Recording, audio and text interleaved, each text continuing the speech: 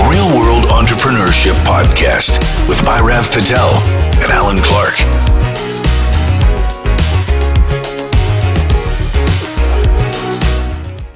Welcome to the Real World Entrepreneurship Podcast. My name is Bhairav Patel. And I'm Alan Clark. And so today we're talking about basically the wish list, the Christmas wish list for entrepreneurs for 2021. So if Santa's going to come to all the entrepreneurs out there, what should you be asking for? So Alan, I know you've got some items on your wish list. Absolutely. I've got three things I think every budding entrepreneur should have on their Christmas wish list.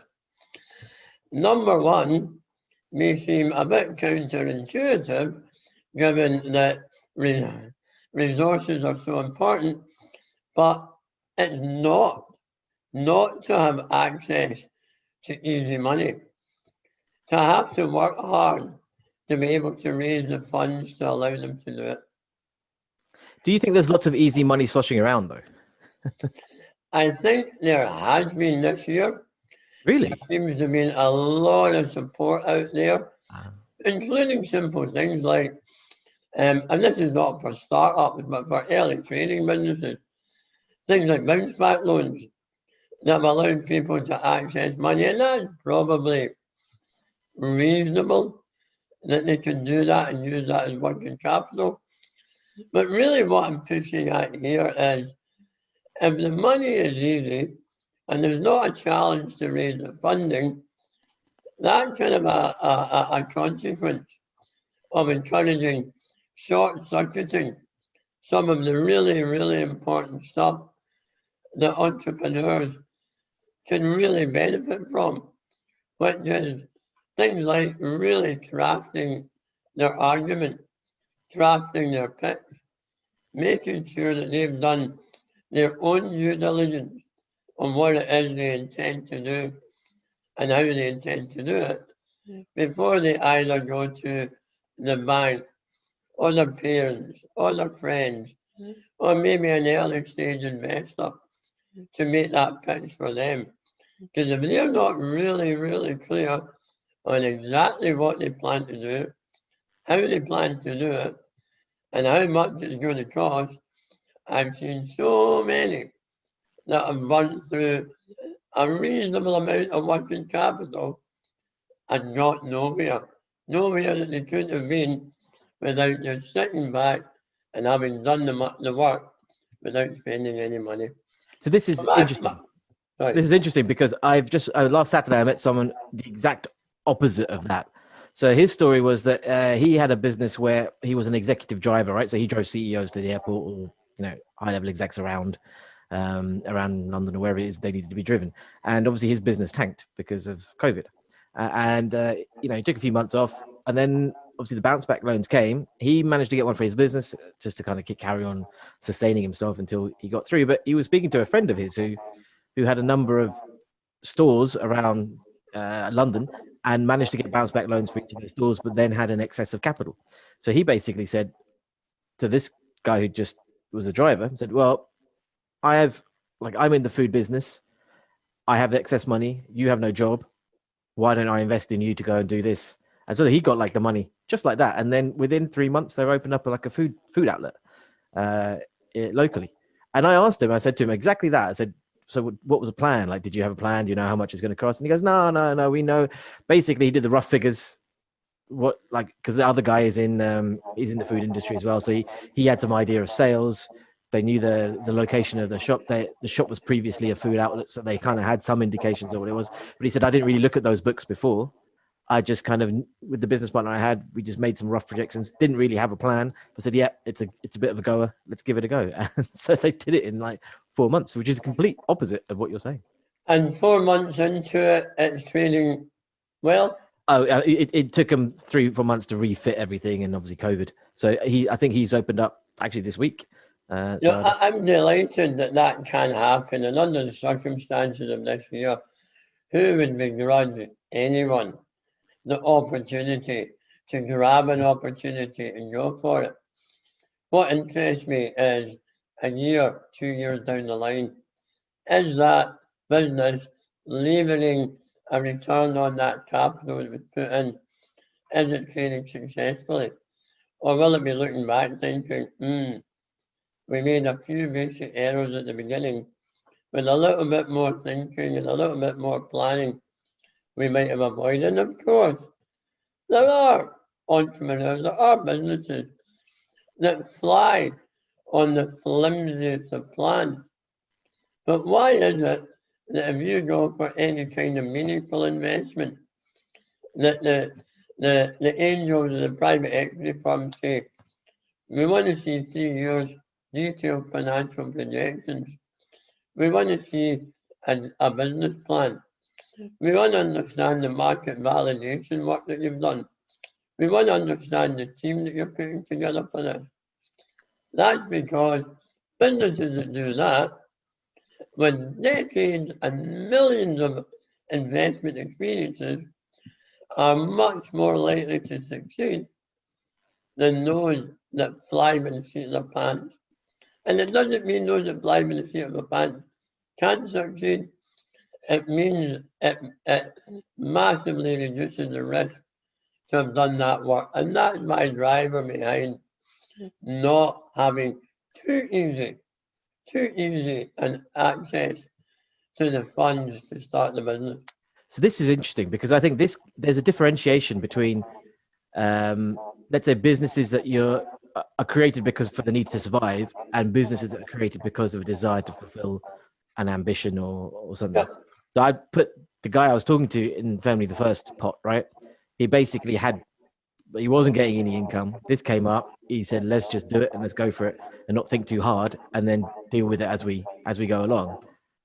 Whereas I think from the other category of people, yeah, I agree that you kind of need to sit there and make sure that you've planned everything out correctly and you've understood the risks. And this brings us back to something Svetlana mentioned in the podcast 5 or 6 ago, which is around what is an entrepreneur, and is there a difference between an entrepreneur and somebody who is self-employed?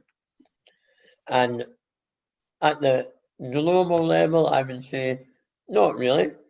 Anybody that says I'm going to go out and create an economic entity that generates income and provides for my ambition as an entrepreneur. But there's absolutely a difference between the people that go out and do it on a small sole trader, selling their craft, selling their skill, selling their technical ambition or their technical ability, and somebody that wants to create and grow a scalable business. And sure, that former group, all they may need is a van and a toolkit. And I don't belittle that. You know, there's lots of people doing really well in them, getting everything they want from that. There's another level where they actually need to scale up and not rapidly, just grow a business and understand that they can't achieve that from self-generated funds. See, now this is where I think, I'm not so going to differ with you, but I think this is an interesting point. So the first thing on my list would be for entrepreneurs to be given more graft or more hustle. So the way, when I was talking to this guy about it was a chicken shop that he's opening up, right? So he's opening up a chicken shop next to a railway station opposite a student accommodation. So it's pretty much, you can't really, yeah, it's a winner. There's lots of different other little food outlets there. So, okay. So I wouldn't say it's a nailed on business, but you're pretty kind of guaranteed to get some footfall, right?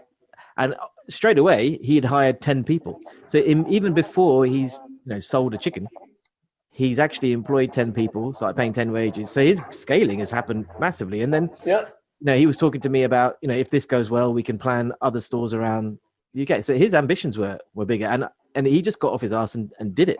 And, I was full kudos to him. I said, look, well done, man. You got up there, you did it, you saw an opportunity, seized it, and you're thinking, far in advance. And he's got, if his other business does pick up again and people want to be driven around, he's got a plan for that as well.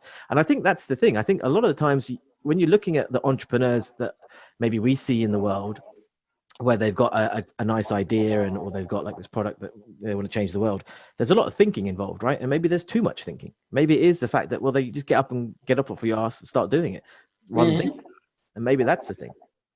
Yeah, absolutely. There's certainly, I remember it being put to me that when you come to starting a business that involves some form of invention, that the analogy is the men in sheds tinkering on their invention.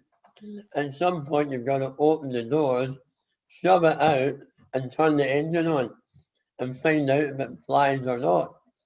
And that's where lots of people can spend too long tinkering without actually getting out to fly. So I agree with that, absolutely. That, at some point you've just got to get off and do it. Which I guess leads me into my second Christmas wish, which is that all entrepreneurs should have somebody who is willing to sit down with them and ask the really hard questions, to challenge their thinking hard, and have those really uncomfortable conversations, either about kill it or stop talking about it, get out and do it. Right. So I interviewed a fascinating person this week. It was a great interview. And, one of the things he said, he created like a multi-million pound business at the age of 19, right? And one of the things he said, and he's learned at the age of 30, is that his ego got in the way. And that's why he failed. His ego got in the way. So I guess my counter to that would be that if you're an entrepreneur, then a bit of humility will go a long way. Yeah. But the question to you is that, how you can hire a coach, but if you're not going to listen to them, what's the point? And a lot of people do hire, or have people around them that just echo their own thoughts. And that's not someone who's going to ask you the really hard questions, who's willing to have the uncomfortable conversations, who's really going to challenge you hard and put you in the spot and actually force answers, make you commit. And if it's not that, if all you have is people around you that are full of platitudes and I'm minded of, I run a youth football team, and when the kids were wee, there was a balance between positivity and reality. And I remember one game having been beaten 8-0, one of the mums shouting, "Well done, boys, that was brilliant." And me inside going, "No, it wasn't. If they ever think that was brilliant, then they're never going to succeed in anything. What it is a learning opportunity. And we have to understand why were they so much better. And you can do that positively and constructively. But absolutely, the world is not all roses. And sometimes one just has to sit down and face the harsh reality. I doubt people's ability to do that, though. I doubt people's ability to actually bring those people on board, because generally a lot of times especially young entrepreneurs, they don't really want to hear it. They don't feel that they need that advice. And do they then become that 60% of new businesses that fail in the first 2 years?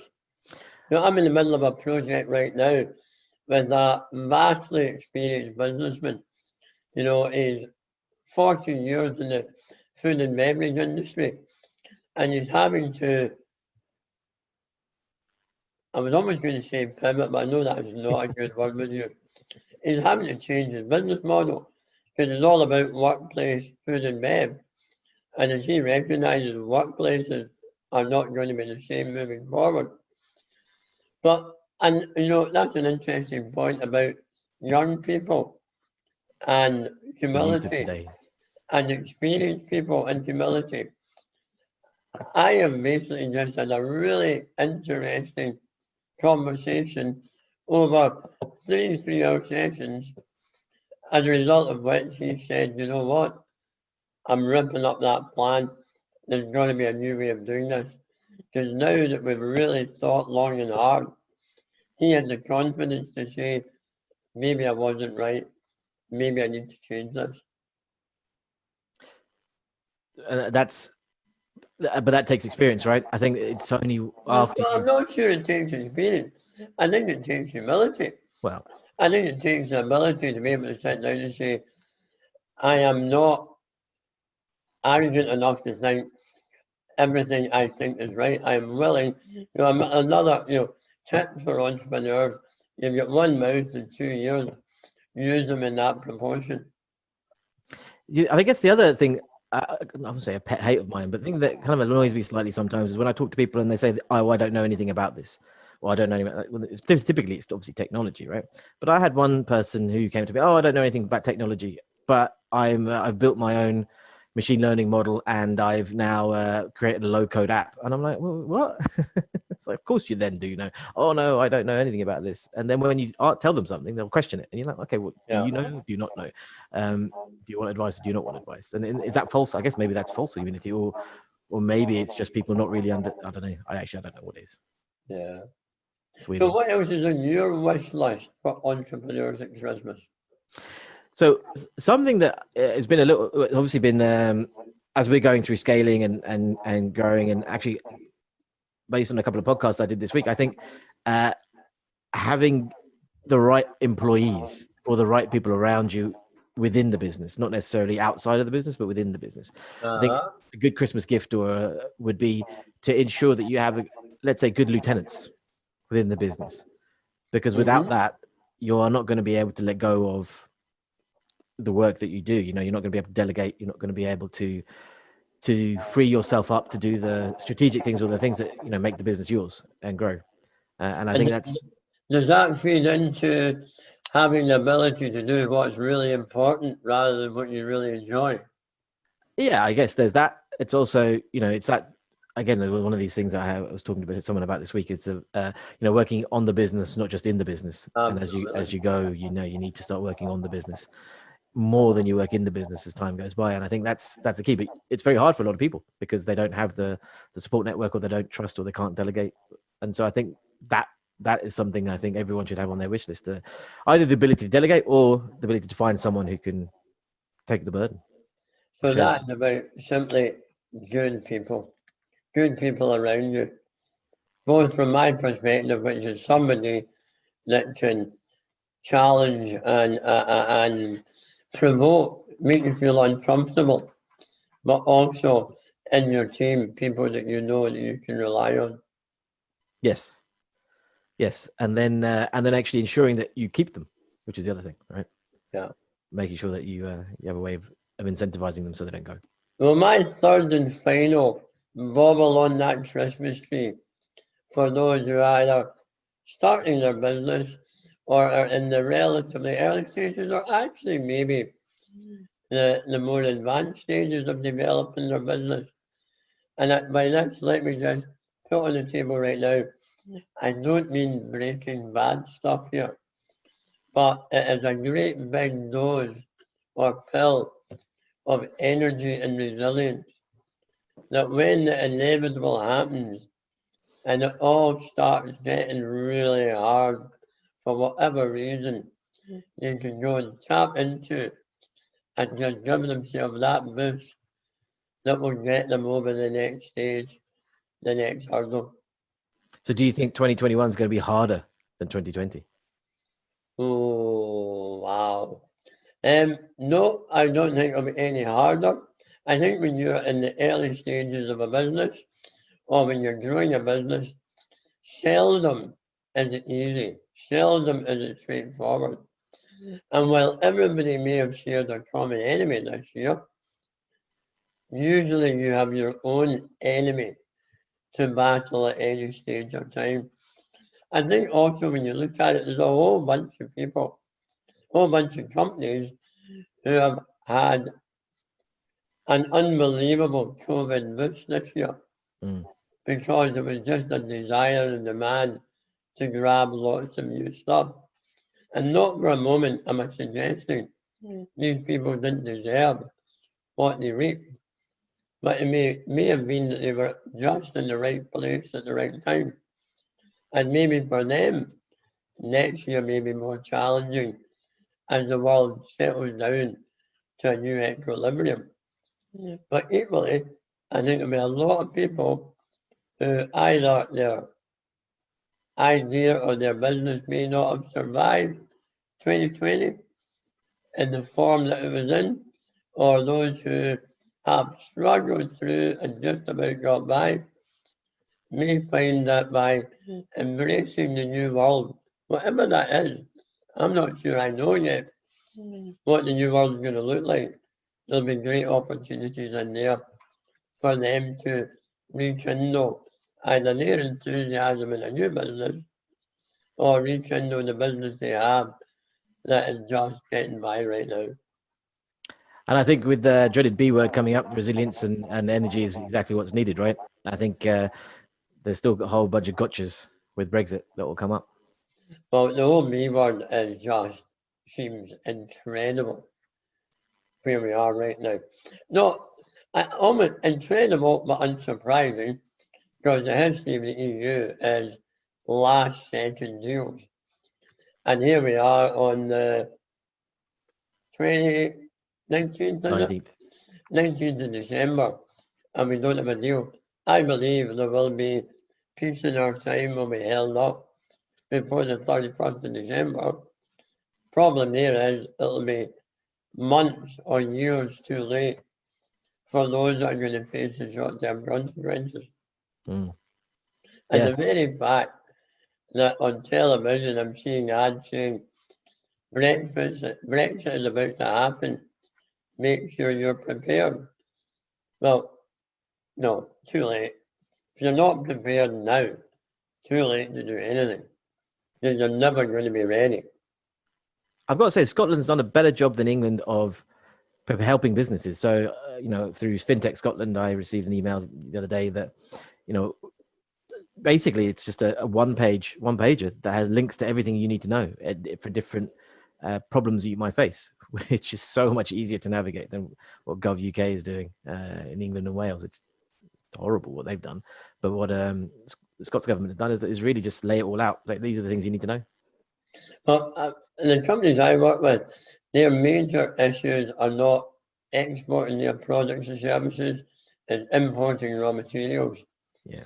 And every one of them has just built up a big stockpile on the basis that we probably will go into an import lockdown almost for the first quarter of next year. So we don't have the resources on site. We won't be doing whatever it is we need to do. I also heard stories last week about raw material prices going through the roof, caused simply by the simplicity of economic supply and demand, and price being the bit in the middle that's a variable. Someone said to me ages ago, it must have been a year or so ago, and we were in Asia, and I think he's an exporter, and he goes to me, he goes to me, what the Brits don't understand is that, when we're manufacturing in China, yes, you might want to have different rules and regulations in the UK, standards, whatever it is, right? He goes, but when we're manufacturing, 1 million pieces of something, no one is going to manufacture 20 containers just for the UK, right? Because that's the whole point. We've got this manufacturing line that does the same thing to the EU standards, or the standards that we know that we're going to sell, because that's the biggest market. So you could do what you want, but we're still going to produce them in this way. Because unless you want us to stop, change the machines and do it all completely differently. Then... Well, isn't that, well, for me, in my lifetime, this is the greatest example of making a decision without understanding the consequences of the decision we made. And I think you're absolutely right. Tails don't wag dogs. We will continue to consume products and services to EU standard forever. Does it make sense? It's not worth changing it for the UK. Sure, there'll be some bits that we can, some suppliers will be willing to play about with, but I'm not sure it'll make a massive difference to the public. No, and I think so. I was listening to the David McWilliams podcast. So he's an Irish economist, and I think I mentioned him before. It's a great podcast, twice a week. And he was talking. So he interviewed a lecturer at Brown University, a Scottish guy, talking about Brexit and the effect on Scotland. So that was interesting. And essentially, his view is that within 5 to 10 years there will be a referendum. Scotland will, if it can find the right solution to things like currency and currency, and actually raising capital on the market, open on the bond markets, then Scotland will leave, and then it has a knock-on effect for Northern Ireland, right? The feeling I have on that subject is that increasingly there's a view in Scotland which is, well, we can't really do it any worse than the UK is doing it right now. And that's not exactly a ringing endorsement for the positives of independence. But I think the reality is that I think if there was a vote right now, Scotland would vote for independence. Yeah, there's a demographic shift as well. And what I didn't realize, because we've been doing a lot of work recently with the NHS, and what struck me is that the UK isn't really the UK when you actually lift the lid up. So funnily enough, we work with, so we're creating a new app for a charity, and part of that is using NHS login. So setting up the NHS login. NHS login is only available in England. It's not available in Wales. It's not available Northern Ireland, North Scotland. And this is part of the whole chaos right now of what you're allowed to do where. Yeah. Because England, I believe, has got 3 tiers. Scotland has got 4 tiers. So tier 1 is different, tier 2 is different in each area. And there's no joined up thinking because it's in nobody's real interest to join up the thinking. So I think that it's interesting, and I think a lot of people don't really understand the actual practicalities of how this union works, right? And it is a union, so it's interesting. And just to reiterate on your point, I think I would say the same thing when it comes to the third wish is really for entrepreneurs at this Christmas to be able to relax, have some time off, and actually I would say take advantage of the fact that you can't have visitors during Christmas, and just take the time off and don't do Zoom calls, don't do any of that, just chill, disconnect. So am I right in thinking that our wishes for entrepreneurs at Christmas is good people, a bit of humility, doing the job well, doing the job thoroughly, and chill out? Definitely. Have you done your budget this year? No. And budget. I don't practice what I preach. This is the thing, isn't it? You honestly ask me that question in any seriousness? Well, yeah, because I'm only just finishing mine at the moment. All laid out. I can tell you exactly where I expect to be this time next year. But there's one thing for sure. I wouldn't be there. I might be near it, but I wouldn't be on that spot.